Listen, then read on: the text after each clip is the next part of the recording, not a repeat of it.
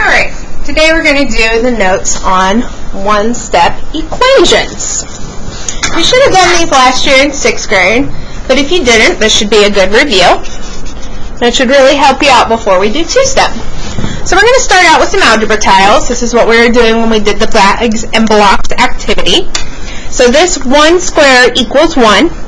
When we color in the square, that's a negative 1. This would be a positive x. And this rectangle would be a negative x. So the rectangles are like the bags. The squares like the blocks. So just like the bags and blocks activity. So let's write what each of these would be. This is 1 plus, and that's a negative x. 1 plus negative x. Now that's fine, but I do see two operations here. Two signs, a plus and a minus. And that gets kind of confusing. So what we're going to do there is we're going to use keep, change to get it to be one sign. So when I keep, change this, I keep the 1. I'm going to change that plus to a minus and change that negative x to a positive x. And that's just how it works. So let me show you for a second why that's true. So let's say I've got 6 plus negative 3. 6 plus negative 3. So when I look at that, different signs, I would subtract 6 minus 3 is 3. Keep the sign of the bigger number, which is 6. The same way, if I have it this way and have just 6 minus 3, I'm also going to get a positive 3 as the answer. So that's why those are the same. When we say different signs with integers, we always say different signs subtract. So that's really what you're doing here. You're subtracting these two. It's the same thing. So adding a negative is the same thing as subtracting that number as a positive. But we like to see it with only one sign so it's not confusing when you go to solve an equation. So let's look at the next one. The next one I've got negative x, or negative 1. So negative 1 plus negative x. And again, I see two signs. There's a plus here and there's a minus right there. So I'm going to KCC so that I can keep, change this to be negative 1, keeping, minus x. Now I only have one sign. Okay? It works the same way, just like if you had this and you KCC'd it to make it a plus equation. Same idea. Let's look at the next one. So this one I've got 1, 1, 1. So 1 plus 1 is 3 plus a positive x. 3 plus x. The last one here, number 4, I have two negative x's. So if this is a negative x and that's a negative x, I have negative 2 x's and then plus 1. Negative 2 plus 1. Okay, so that's how we would write them. Now let's do it the opposite way. On 5, 6, and 7, I'm going to draw what this would look like. So this says I have 4 times x, 4 x's. 1x, 2x, 3x, 4x. That's how you draw that. 4 rectangles for 4 x's. This one says negative 3 times my x. So this means I have 3 x's, and they're all negative. So I'm going to color them in. That tells me that they're negative x's. The last one here says I have 2 x's, and then plus 1, so I need 1 square. 2 x's plus 1 square. 2x plus 1. Alright, let's turn to the next page. Alright, so now we're going to solve these equations using the models, the bags and blocks, and then just using the math, so you can see it side by side and see how they relate. So over here I'm going to draw this. I've got x plus 3. So I've got 1 rectangle and 3 squares. And that's equal to 6 squares.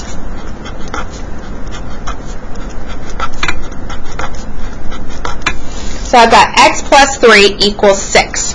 Now, the idea here is I want to get x all by itself, because I want to know what just 1x equals. Just 1x. So I'm looking on this side, I've got an x and then I've got 3. To get x by itself, I need to get rid of those 3. So that's what I'm going to do. I'm going to get rid of 3. Now because this is a balance, you have to do everything to both sides. So if I take away 3 on this side, I need to also take away 3 on that side. And when I take those away, that's how I end up with 3. And this is x equals 3. So it's just like when we said, here's a bag and 3 blocks. This side has 6 blocks. How many blocks are in the bag? There are 3, because I need 6 total on this side. So that bag is equal to 3 blocks. So if this bag is 3, and there are 3 more, that would give me the 6, that total. So let's do it with just the math on this side. So again, this is x plus 3 equals 6. And what I did over here when I got rid of those was I subtracted them. So what I'm going to do over here is I'm going to subtract 3 on both sides. That's what I did. When I crossed them out, I was subtracting, minus 3. Now if I look on the side with the variable, that's where I want to get x by itself. So 3 minus 3, that crosses out, that's 0. So this is just x. On this side, 6 minus 3 is 3. So there you see, that's my same answer here. So when I crossed those out, I was subtracting. Let's look at the next one. So I'm going to draw this one. I've got 3 x's.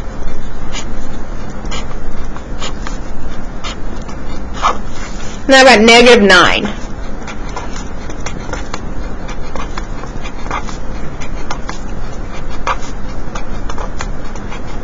They're all negative, so I'm going to color them all in.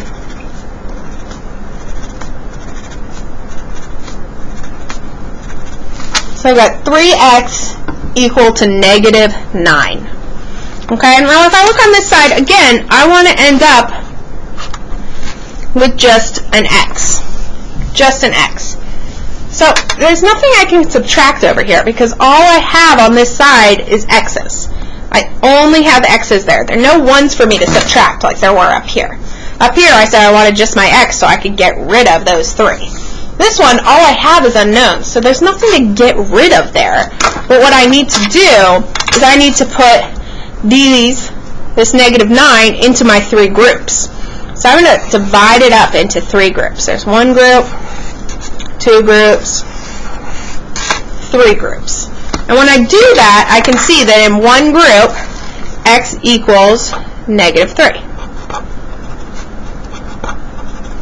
Each group is negative 3. This x is equal to negative 3, that x is equal to negative 3, and that x is equal to negative 3. So x is equal to negative 3. If I have 3 of them, negative 3 plus negative 3 plus negative 3 would give me this negative 9. That's where that comes from. So let's look at it with just the math. So I said I had 3 groups of 3. That was dividing. I divided these 9 into 3 groups. So what I'm going to do here is I'm going to divide by 3. Now notice I'm just using this fraction bar here. That means to divide. But you're not going to write that division symbol anymore. You're really not going to use it because in algebra you're going to see it as a fraction. Okay? And I'll just remind you right here what that means. It's like when we have this and I say, what is 3/4 as a decimal? This literally means 3 divided by 4, which is where I get that 0.75. So that fraction means to divide. That's where that comes from. Alright, so let's look at it. So the side that I'm going to cross out on is where the x is, because 3 over 3 is equal to 1. Now I don't have to write 1x, I can just write x, because that is 1x. I don't need that coefficient of 1. So x equals, and negative 9 divided by 3 is negative 3. So there's that same answer that I got before. Same answer. Alright, let's flip over and just do the math. So up here are our procedures for doing this. So first thing you're going to do is you're going to identify the operation. Identify the operation that is being done to the variable. So what's over there with the variable that needs to go away? And an operation, we need to remember, is a plus, a minus, a multiply, or a division. That's what operations are. Okay, so it's what's being done to that variable. I'm going to use the opposite, or inverse, that's another word you might see that means opposite, operation to cancel it out. Okay, so the operation plus my inverse or opposite here would be minus, And if I have multiply, my inverse or opposite here is to divide. That's how they work. Those are the opposites. I'm going to isolate the variable. Now, isolate just means that I want to get it by itself. So I'm going to get x by itself. Get x all by itself. That's what that means. The last step, and this is the really important one, so I'm going to put a couple stars here, is to check your answer by substituting for the variable. And substituting is what we've been doing when we're evaluating expressions. Alright, so just an example here. Again, substituting is when I have something like 3x minus 4 and they tell me x equals 2. And I plug in that 2 for x to get my answer. That's substituting. Alright, so just a little reminder. That's what we just did when we evaluated expressions. So you can check all of these answers. You can go through your entire test and know if you got 100% or know if you got answers wrong, just because you can check them. So it's really important that you take that 30 seconds to do that last step so you can get right answers. It's really one of the only things in math that you can do that and check your answer. So let's look at this first one. So first step, I need to identify what's being done.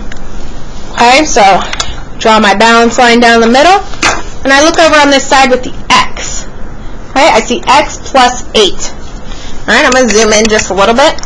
X plus 8. So that plus 8 is what needs to go away. I've got plus 8 there, and I need to have just x. So to get rid of plus 8, I would do the opposite, which would be minus 8. Remember, everything you do to one side, you have to do to the other. So when I subtract 8 on the left side, I have to subtract 8 on the right side. Now look at this. I got 8 minus 8, which is 0. That's the variable side, so that's where I cross out. I'm left with x over here. Now look at the other side, negative 12 minus 8. Negative 12 minus 8 is negative 20. X equals negative 20. That's it. Now let me show you how we're going to check this. So I'm going to check in a different color just so you can see it. I'm going to rewrite the problem. X plus 8 equals negative 12. Okay, and for x, I'm going to plug in what I got down here. Okay, so this is like up here where I said 3x minus 4, and I said x equals 2. This is x plus 8, x equals negative 20. So negative 20, that's where that's coming from. Plus 8 equals negative 12. Now I want to make sure that's true. That's why I'm checking it. So if I do this, negative 20 plus 8, I get negative 12, and that is equal to negative 12. That's how I check it. Okay? That's how we check that. So let me show you an example where that doesn't work. So let's say that I got my answer down here to be x equals 4. Let's just pretend for a second. So I'm going to plug that back in to check. X plus 8 equals negative 12. X is now 4, so 4 plus 8 equals negative 12. 4 plus 8 is 12, and 12 does not equal negative 12. So by checking that, I could see that x is not equal to 4. So I would know if I had gotten that answer that I had made a mistake. So I could go back and see where my mistake was made. So it's actually really cool that you can check that. Let's look at the next one. So the next one, draw my balance line over here. 17 equals x minus negative 5. So I look on this side, and what I want to get rid of is this minus and this negative 5. Minus negative 5. So just like the other side of the page on the front where I said I have 2 signs, I need to only have 1. That's too much. I'm going to KCC this. Keep change, change. So I'm going to end up with 17 equals, keep the x, change that minus to a plus, change that 5 to a positive. Alright? Now if I look at it again, all I need to get rid of now is plus 5. So just one operation. So to get rid of plus 5, I'm going to subtract 5 on both sides. Remember, one side, you got to do it on the other. 5 minus 5 is what's going to cross out there. It's the side with the x. So x is over here, and over here I have 17 minus 5, which is 12. 12. So let me take my other color here and check. Here's my check. 17 equals, I'm going to do this equation that I did down here, x plus 5. I'm going to plug in 12 for x. 17 equals 12 plus 5. So there's the 12. That's where it came from. So down here I just have 17. On this side, 12 plus 5 is 17. So that's right. So you have to work out that side. I can't just say, okay, 17 equals 17. I need to do 12 plus 5 to get the 17 and make sure it matches. Let's look at the next one. 15 equals negative 2x. So negative 2x, when it's next to each other like that, I know that there's an imaginary multiply right there. So what I'm trying to get rid of is multiplying by negative 2. That multiply. So let me draw my equals line here. Okay, and to get rid of the multiply by negative 2, I need to divide by negative 2. Remember, that fraction bar means to divide. Okay, we're always going to be using the fraction bar. We're not using the division symbol anymore. So negative 2 over negative 2 is equal to 1. So over here I'm just left with x. Okay, and I'm going to say 15 divided by negative 2. That's going to give me a negative 7.5. Negative 7.5. Alright, so let's look at the check. 15 equals negative 2x. 15 equals negative 2, and I'm going to put in for x that negative 7.5. And with substituting, remember to put that in parentheses to show that I'm multiplying. 15 equals, now I plug in negative 2 times negative 7.5, and I should get 15. If you don't get 15, you did something wrong. That's how we check. Let's look at the next one. Alright, here I see my w over 5 equals negative 4.5. So what's happening here is my divided by 5. So again, that fraction bar means to divide. So I need to do the opposite of divide by 5. So the opposite of divide by 5 would be to multiply by 5 on both sides. Always on both sides. So I multiply by 5 on both sides. Again, the side with the variable is going to cross out. So this is just left with w equals, and I have negative 4.5 times 5. This is a negative 22.5. Negative 22.5. So let's check that. Here's my check. I've got w over 5 equals negative 4.5. I'm going to plug in for w, this negative 22.5. Okay, still dividing by 5.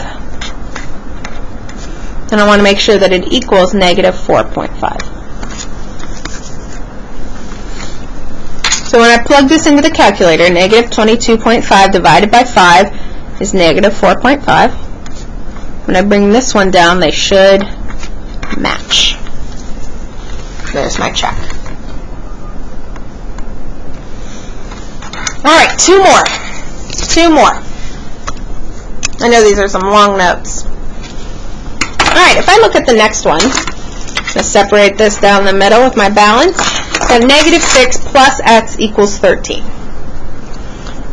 Now I look over here, I see I've got to get rid of this negative 6. This plus sign right here, I see that's another operation, but that plus sign That just means that I have a positive x. So I'm looking at the sign in front of whatever I want to get rid of. And I'll show you how that works. So if you saw this and you said, oh, that's a plus, I should subtract. Let's just see how that would work. So if I have negative 6 plus x, and I say, okay, I got to subtract. Minus 6 is going to give me, let me show you here.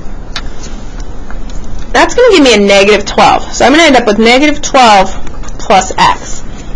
So that didn't get x by itself. That's the problem there.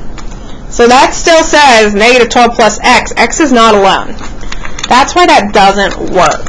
You have to make sure you're canceling it out. So the only way to cancel a negative 6 is to add 6. Add 6 to both sides. So negative 6 plus 6 is 0. That's how I get rid of it there. This is x. And then I have 13 plus 6, which is 19. So let's plug it back in and check. I have negative 6 plus x equals 13. Alright, negative 6 plus, I'm going to plug in my 19 for x, equals 13. Now my 13 is going to come down on this side. Negative 6 plus 9, so those are different sides, so I would subtract. 19 minus 6 is 13. 13.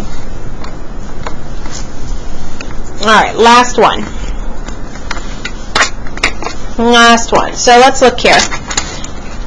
Besides y, I've got a plus negative 3.5. Plus a negative 3.5. So I see two signs there. I see a plus and a minus. So I'm going to need to KCC that to simplify. So this should be y minus a positive 3.5 equals 18.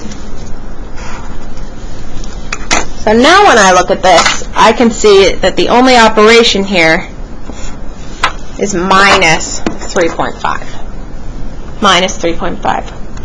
So the opposite of minus 3.5 would be to add 3.5. Okay. I know that negative 3.5 plus 3.5 will cancel. So I'm left with y equals 21.5. 21.5. So here's my last check. Y plus negative 3.5 equals 18. Now I'm going to plug in for y. Plug in my 21.5. Okay.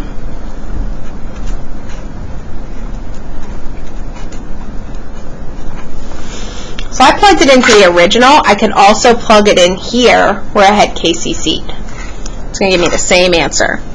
So over here I still have 18, and over here 21.5 plus a negative 3.5 is going to give me